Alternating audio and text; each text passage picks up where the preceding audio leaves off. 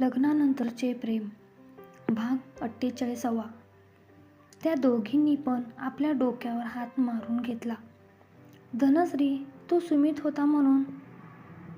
दुसरा कोणी असता तर तुझा पत्ता कधीच कट झाला असता. किती सतावलंस ग त्याला, बिचारा सुमित. राशी तोंड बारीक करत म्हणाली. धनश्री, सुमितने तुला खूप समजून घेतलं ग. आयुष्यात पुढे कधीच त्याला दुखवू नकोस, राशी भाऊक होत म्हणाली. धनश्रीच्या पण डोळ्यात अश्रू जमा झाले. तिला पण तिच्या आधीच्या वागण्याचा पश्चाताप होत होता. पश्चातापाचे अश्रू तिच्या डोळ्यातून ओघळले. दुसऱ्या दिवशी वर्षा राशी खाली येऊन बागेत फिरत होत्या. ती छान छान फुले, झाडे आणि फुलं पाहून त्या खुश होत्या. अगं राशी, मनीषाला फोन केलास का, वर्षा म्हणाली. हो, केला होता. ती म्हणाली माझं आवरून येते. तितक्यात सुनीता आणि धनश्री त्या दोघींसाठी चहा नाश्ता घेऊन आल्या. त्यांच्या पाठोपाठ वैशाली पण आल्या. सर्व पाहून झालं असेल तर या आता नाश्ता करायला. धनश्री टेबलवर चहा ठेवत त्या दोघींकडे पाहून म्हणाली. सुनीताताई, तुम्ही जावा, आम्ही घेतो नाश्ता वाढून. धनश्री सुनीताताईकडे पाहत म्हणाली. त्या दोघी पटकन येऊन नाश्ता करायला बसल्या. आई, या ना, तुम्ही पण बसा नाश्ता करायला, धनश्री वैशालींना आवाज देत म्हणाली. धनश्रीने सगळ्यांना नाश्ता वाढला. धनश्री, अगं मला नको नाश्ता, मला चहाच दे फक्त, असं म्हणत वैशाली खुर्चीत बसल्या. बरं म्हणत मी त्यांच्यासाठी चहा कपात ओततच होती, एवढ्यात तिचा फोन वाजला. मोबाईल वैशालींच्या समोरच होता. मोबाईलच्या आवाजाने त्यांची नजर स्क्रीनवर पडली. तसं बोका हे नाव मोबाईलच्या स्क्रीनवर त्यांना दिसलं. ते वाचून त्या जरा विचारात पडल्या. पुढच्या क्षणाला धनश्रीकडे पाहत, अगं हा बोका कोण? बोक्याचा फोन आलाय बघ, त्या म्हणाल्या. तसे धनश्रीच्या चेहऱ्यावर चोरी पकडल्याचे भाव आले. तेवढ्यात बघू म्हणत वर्षाने फोन घेतला, पण आणि रिसीव्ह करून हॅलो म्हणत मोबाईल कानाला लावला.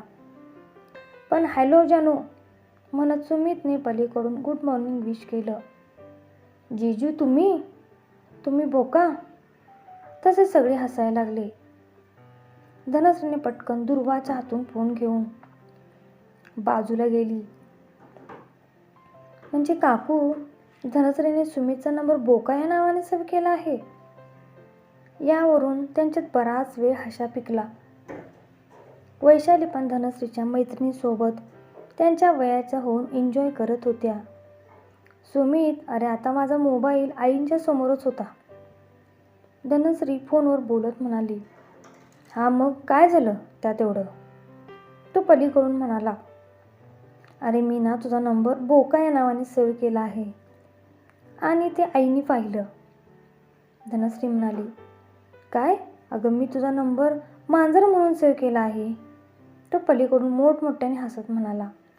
काय? दोघे पण मोठमोठ्याने हसायला लागतात. धनू, मैत्रिणी आल्यामुळे तू खुश आहेस ना, सुमित पलीकडून म्हणाला. हो रे, पण तुला खूप मिस करते. सगळा दिवस यांच्या गोंधळात कुठे जातो ते कळत नाही, पण रात्री बिछाण्यावर पडल्यावर तुझी खूप आठवण येते रे, ती भाऊक होत म्हणाली.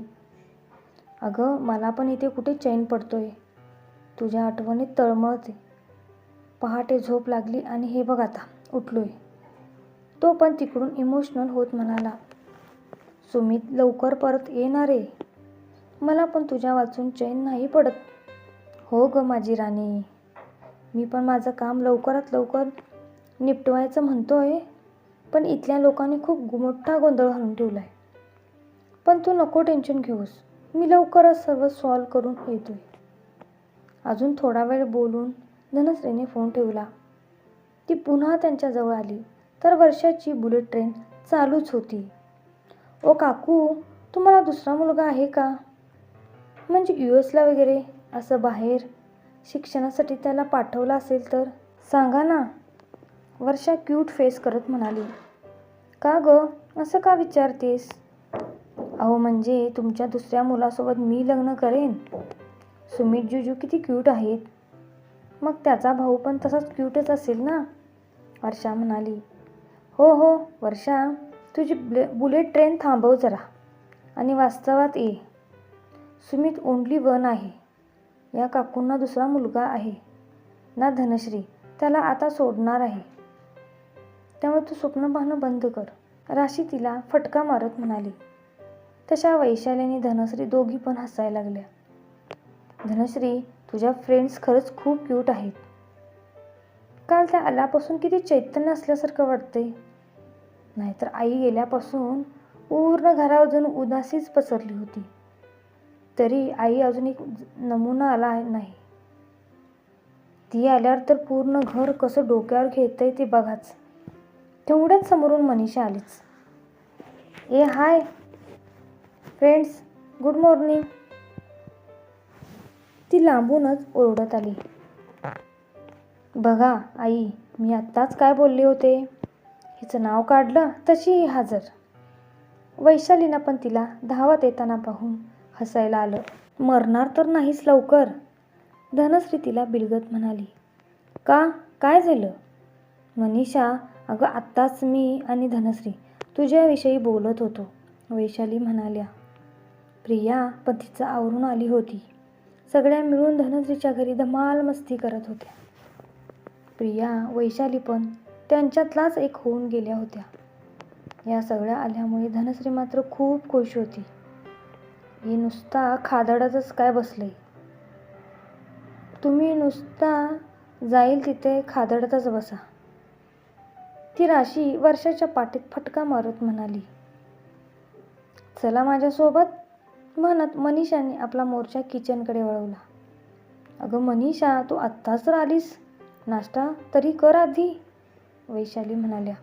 नाही काकू, आता आम्ही सगळ्या आहे ना, तुम्ही फक्त बसून फरमाईश करायची, आम्ही तुम्हाला हवा तो पदार्थ बनवून देणार, मनीषा म्हणाली.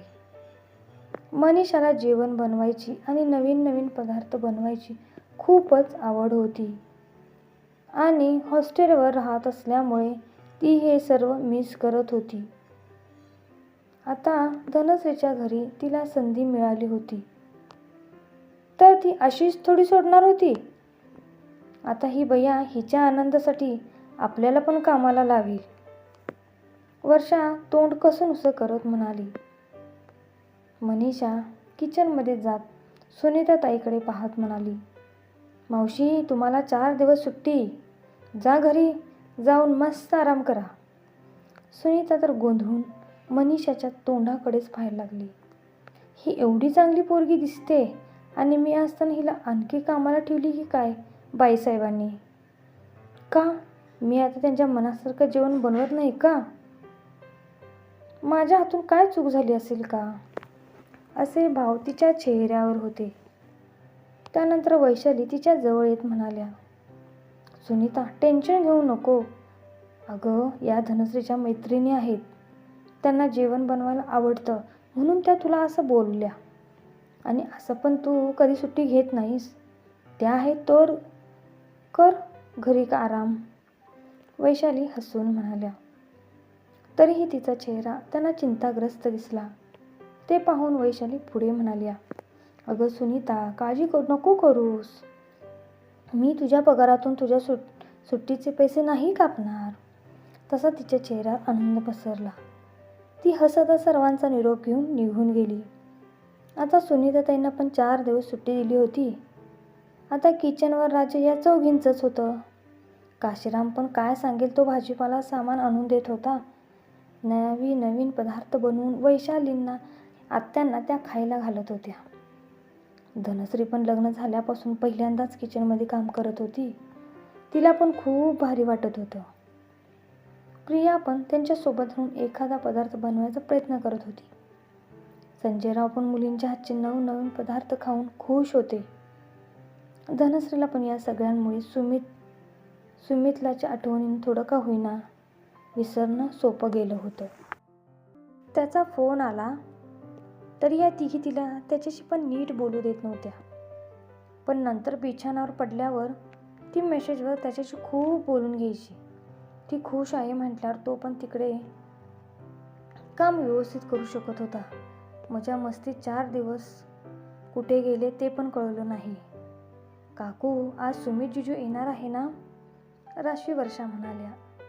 हो, जाताना तर म्हणाला होता 4 दिवसात येतो म्हणून. बघू, मी थोड्या वेळाने त्याला फोन करते, वैशाली म्हणाल्या. काकू, आता आम्ही पण जातो. मघाशीच मातोश्रींचा फोन आला होता. मला म्हणाले अजून किती दिवस त्या लोकांना त्रास द्यायला तिकडे राहणार आहात, वर्षा म्हणाली. हो ग, मला पण आईने फोन केला होता, पण मध्येच कोणीतरी आलं म्हणून नंतर करते म्हणत ठेवला. तेव्हा वाचले, पण संध्याकाळपर्यंत पुन्हा फोन येईलच, राशी म्हणाली. बरं ठीक आहे, पण अशाच अधूनमधून येत जा ग. तुमच्यासोबत 4 दिवस कुठे गेले ते पण समजलं नाही, वैशाली भाऊक होत म्हणाल्या. अहो काकू, आता काय हे सांगायला लागते होय. दर संडेला तुम्ही नाही बोलवलं तरी आम्ही हजर असणारच, वर्षा मनीषा सोबतच म्हणाल्या. त्यानंतर थोड्या वेळाने वैशालीने सुमितला फोन लावला, पण तो फोनच घेत नव्हता. रिंग वाजून वाजून बंद झाली. थोड्या वेळाने राशी वर्षा मनीषा त्यांच्या बॅगा घेऊन जायला निघाल्या. अगं लगेच निघालात पण होय? अगं राहायचं ना अजून काही दिवस. तेवढेच तुमच्या हातचे छान छान पदार्थ खायला मिळत होते, आत्या त्यांना बॅगा घेऊन आलेलं पाहून म्हणाल्या. आत्या, एकदम एवढं खाऊन मोठी होशील तू, प्रिया आत्याची मस्करी करत म्हणाली. तशा सगळ्या हसायला लागल्या. धनश्री मात्र त्या तिघींकडे पाहून डोळे मोठे करून गप्प बस म्हणत होती. अगं, अशा अचानक जायला निघाल्या? थांबा जरा, मी ड्रायव्हरला तुम्हाला सोडायला सांगते. बसा जरा. सुनीता, अगं पोरींना काहीतरी खायला आण, वैशाली सुनीताला आवाज देत म्हणाल्या. थोड्या वेळाने त्या आवरून त्यांच्या बॅगा घेऊन जायला निघाल्या. वैशाली, धनश्री, वैशाली, प्रिया आणि आत्या पण त्यांना बाहेर सोडायला गेल्या. त्यांना निरोप देताना धनश्रीच्या डोळ्यात अश्रू जमा झाले. हे रडूबाई, अशी रडतेस? पुढच्या संडेला आम्ही परत येतोय, पण तू मात्र सुमित जिजू असल्यावर आम्हाला हाकलून देऊ नको म्हणजे झालं, मनीषा तिच्या डोळ्यात पाहून अश्रू पाहून म्हणाली. तसा वर्षा राशी पण पुढे आल्या. तसं तिला हसू आलं. तुम्ही ना कधी सुधारणार नाही, म्हणत चौघींनी पण एकत्र गळाभेट घेतली. त्या सगळ्यांना बाय करून गाडीत बसल्या. वैशाली पण भावूक झाल्या होत्या. गाडी गेटमधून बाहेर पडली तशा वैशाली पण आत जायला वळल्या. पोरींनी 4 दिवसात किती रळा लावला ना आपल्याला, आत्या पाठमोऱ्या वळत म्हणाल्या.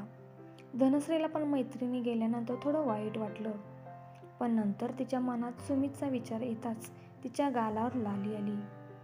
त्याचे विचार मनात येतच एक अनामिक हुर दाटून आली. त्याला पाहण्याची आतुरता आणि त्याला भेटण्याच्या ओढीने मन अस्वस्थ झालं होतं. तो येणार म्हणून काय करू मी काय नको असं तिला झालं होतं. हे 4 दिवस पण तिला 4 वर्षासारखे वाटत होतं. त्याच्या विचारात ती एवढी हरवून गेली होती की बाजूला वैशाली आणि आत्या बसल्या आहेत हे पण ती विसरून गेली होती. त्याला तिने साडी नेसलेली आवडते म्हणून ती पटकन उठून रूममध्ये जायला निघाली. धनश्री, काय झालं ग? वैशाली तिला जिन्यावरून भरभर वरती जाताना पाहून म्हणाल्या. आलेच आई, धनश्री माघारी वळून गालातच हसत म्हणाली. ती भरभर जिन्यावरून वरती गेली. हिला काय झालं अचानक? मला वाटले मैत्रिणी गेल्या म्हणून भाऊक होऊन वरती निघाली, पण वहिनी तू पाहिलंस ना, ती गालात हसत होती. जाऊ द्या, वैशाली आपल्याच विचारात हरवल्या होत्या. धनश्रीने रूममध्ये जाऊन कपाटातून छान मरून कलरची साडी काढली आणि फ्रेश व्हायला गेली. इकडे वैशाली पण सुमितला फोन लावत होत्या, पण आता तर त्याच्या नंबरवरच फोन लागत नव्हता. हे काय वहिनी, मी इथेच बसली आणि तुझं मेलं सगळं लक्ष त्या फोनमध्येच, आत्या त्यांना सारखं फोनमध्ये पाहताना पाहून म्हणाल्या. अहो आत्या, मी सुमितला फोन लावते. सकाळी एकदा त्याने फोन घेतला होता, ते पण अर्धवटच बोलणं झालं. त्यानंतर कधीपासून त्याला फोन लावते तर घेतला नाही, आणि आता तर त्याचा फोनच लागत नाही. काय ग वहिनी, तू पण वेडीच आहेस. तो फ्लाईटमध्ये असेल ना, मग कसा लागेल त्याचा फोन? आत्या म्हणाल्या. अरे हो की, हे माझ्या लक्षातच आलं नाही. वैशाली हसून म्हणाल्या. बरं चल, मी जाते म्हणत हेमा आत्या उठून त्यांच्या रूममध्ये गेल्या. वैशाली पण उठून त्यांच्या रूममध्ये जायला निघाल्या.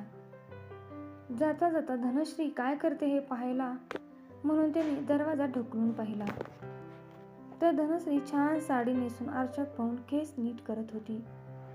ते पाहून तिला आवाज देत त्या आत आल्या. या ना आई म्हणत धनश्री थोडी लाजली. अरे वा, सुमितला साडी आवडते म्हणून लगबगीने साडी नेसायला उठून आलीस होय. तरीच म्हटलं ही बोलता बोलता मध्येच अशी उठून का गेली. पण ही साडी तुझ्यावर खूप छान दिसते बरं का. मरून कलर सुमितच्या आवडीचा रंग. तशी ती लाजली. अगं पण त्याला यायला अजून खूप वेळ आहे. आत्ताच बघ किती लाजून लाल झालीस. तेवढ्यात त्याच्या हातातला मोबाईल वाजला. हा बोल सुमित म्हणत त्यांनी फोन कानाला लावला. सुमितचं नाव ऐकताच इकडे धनश्रीच्या हृदयाची धडधड वाढली. अचानक पोटात गोळा आला. आधीच तो येणार आहे या विचारानेच तिचं भान हरपलं होतं. उगाचच कुठे तोंड लपू काय करूनी काय नको असं तिला झालं. तेवढ्यात तिची नजर वैशालीवर पडली. फोनवर बोलता बोलता अचानक वैशालीच्या चेहऱ्यावरचे बदललेले भाव पाहून पुन्हा तिच्या पोटात भीतीने गोळा आला. अचानक हसता हसता त्यांच्या चेहऱ्यावर चिंतेची लकीर उमटली. ते धनश्रीनं अचूक हेरलं. त्यांचा उतरलेला चेहरा पाहून आता धनश्रीला पण टेन्शन आलं. ती बाजूलाच उभी राहून त्यांचं बोलणं ऐकत होती.